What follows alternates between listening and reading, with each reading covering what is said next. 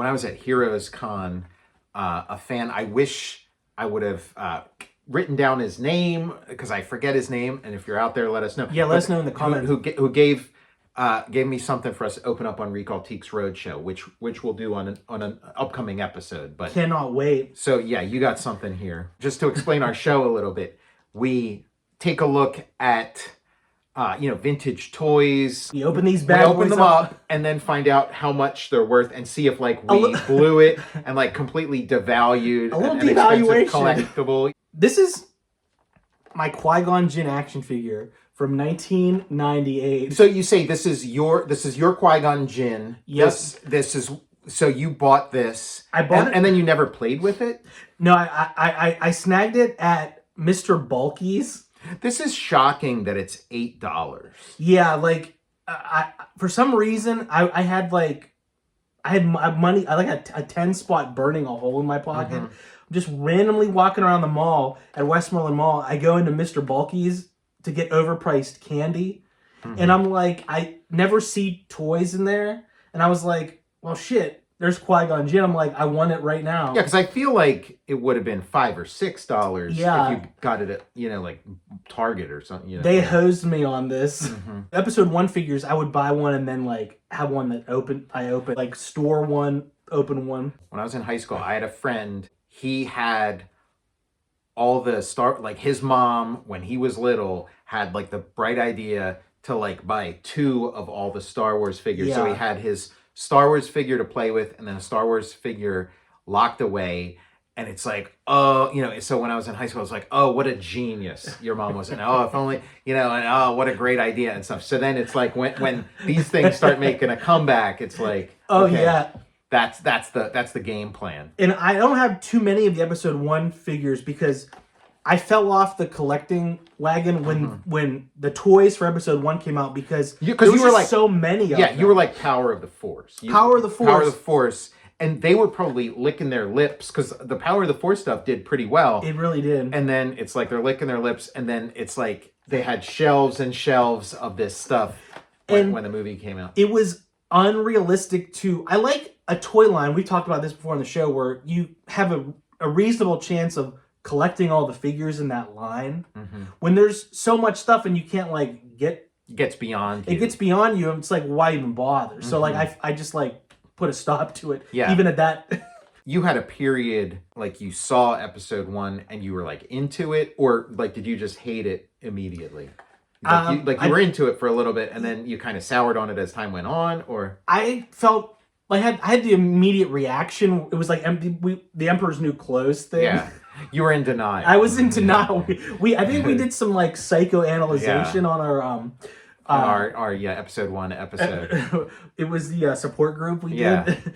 But I had got this figure, I believe, before the movie came out. Oh, okay. So now I get it. So you're hyped, and you see this figure, and it's like, whoa, a new Jedi. It's a new Jedi, and he's got a green lightsaber, like Luke in Return of the Jedi. He's kind of like Obi-Wan, but he's still got his dark hair and stuff, and it's like looks a little different. Yeah, this guy's gonna be kicking some ass in a couple months when this movie comes out. Has Liam Neeson, if he's watching, we know he might sometimes watches the Total Recall show.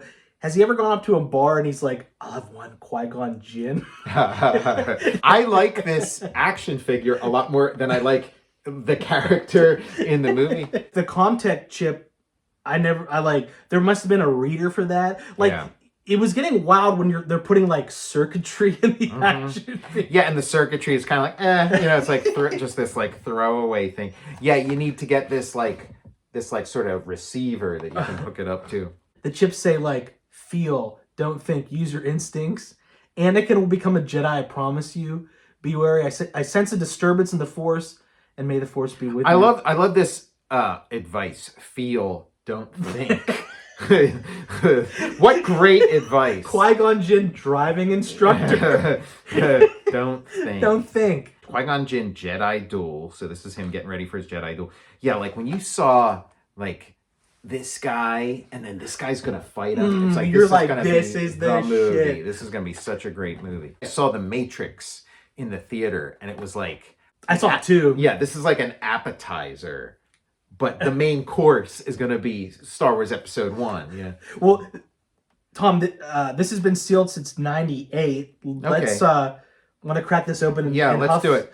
Should I check the valuation before or after? Yeah, I'd say after. After. I gotta say, of like all the things we've been opening, I can't imagine like Episode 1 stuff. Like there's just so much of it out there, and then it didn't sell that great. But then when it was on closeout, there were people like, "Oh, I'm gonna stockpile these because it's Star Wars, and maybe at some point, like there are a lot of these floating around. I can't imagine it's expensive. So do you want to open it? Yeah, I'll do one half, and you can do the other. Okay, I'll do the Comtech. I'll do this corner here to just. I'm gonna huff some of this '98 air. Yeah, smell some of the air in there. Some of that pre-millennial air. You want a whiff? Yeah. Let me see what it. Crack it open a little bit more. Smells like 1998. Yeah. There's definitely something there. Something too. Yeah, it is. When it was Lucas pumping into these figures. So let's, okay, that was a somewhat clean break. Yeah. Whoa! Look at this thing. It's got thing. a little hologram on it. A little holographic sticker. Oh yeah, and we got there he is. There's the man himself. So yeah, let's and yeah, he's in his little carbonite chamber that toys when I was little didn't have, but it seems like this is kind of common for action figures. Oh, and the lightsaber's taped in. It's a nice lightsaber. Really nice. Yeah, take this and use it on like your Luke action figure. I tell you what, look at the articulation on that. So this is more articulated. More articulated than the Power of the Force guys. And this, so look, he can do a lightsaber twirl. Oh hell yeah! And then he can do this kind of move. This move I think of. This is like in the Beat It video. Michael Jackson kind of like walking down, and he's like, beat it. Him and he does this move.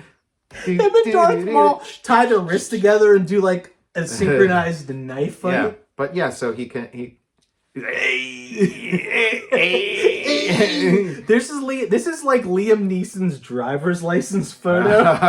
Yeah, that is always fun. Yeah, the tunic, like it feels like okay, this is like older plastic because it's kind of sticky, like it's starting to like degrade, or it's starting to like eat itself or something. And yeah, look, he can do this. Like, yeah, none of the Star Wars action figures I had could ever do this kind of stuff. This is, this is pretty nice. His head turns okay. The knees don't bend. He's kind of in this stance. But yeah, you could. I wonder if you can like sort of bring his hands together like a two-handed lightsaber. Yeah, it looks like you can. Like if you sort of turn his wrists. And then he can do like a two-handed lightsaber hold. Oh, definitely. There it is. Yeah, something like that.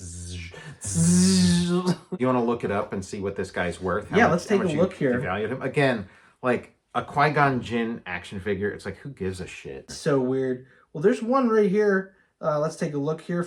19 viewed in the last 24 hours. $89.99. Oh, that's great. So this was a $90. Look, we turned a $90 into a dollar store thing. So I guess, it's. I mean, 1998 is a long time ago. A $90 collectible, and is that like a current is that bids or that's like a buy now price? This is $89.99 or best offer. Okay, that's hilarious. So yeah, there you go. We did it. That's what I like to see. I like to see big money going down the tube. Yeah. So we got $7.99, and it goes up. I hear the numbers going up to $89.99, but then I see the number going back down again. Do you want to look up, just see how much like a loose one goes for? Let's see. I mean, because you do have the Comtech and the sword. You know what? You could maybe $7. Glue this guy back together. $7. That's $7, but that's without the lightsaber. Oh, he doesn't have the lightsaber. If you find one with the lightsaber. $97. Oh my god! So it's like a $90 to $100. Did you think that for a minute? Did you think for a like I thought this was junk?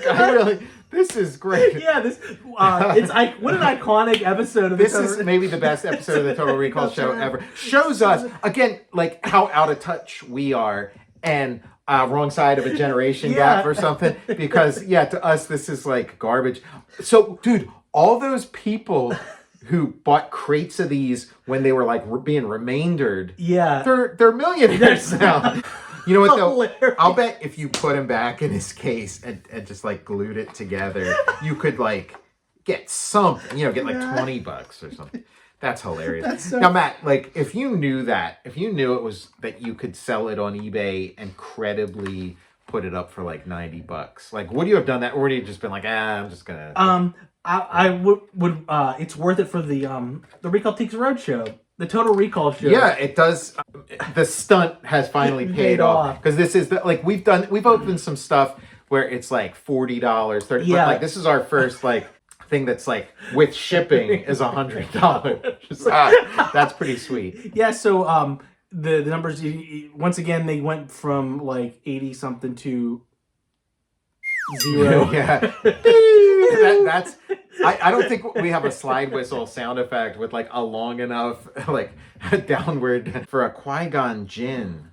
Like I don't care if it's in like who wants that? Like do you maybe if you watch like the Clone Wars, but the Clone Wars show, he's dead by that point. Yeah. So he's not even in that, but he's like a Force ghost.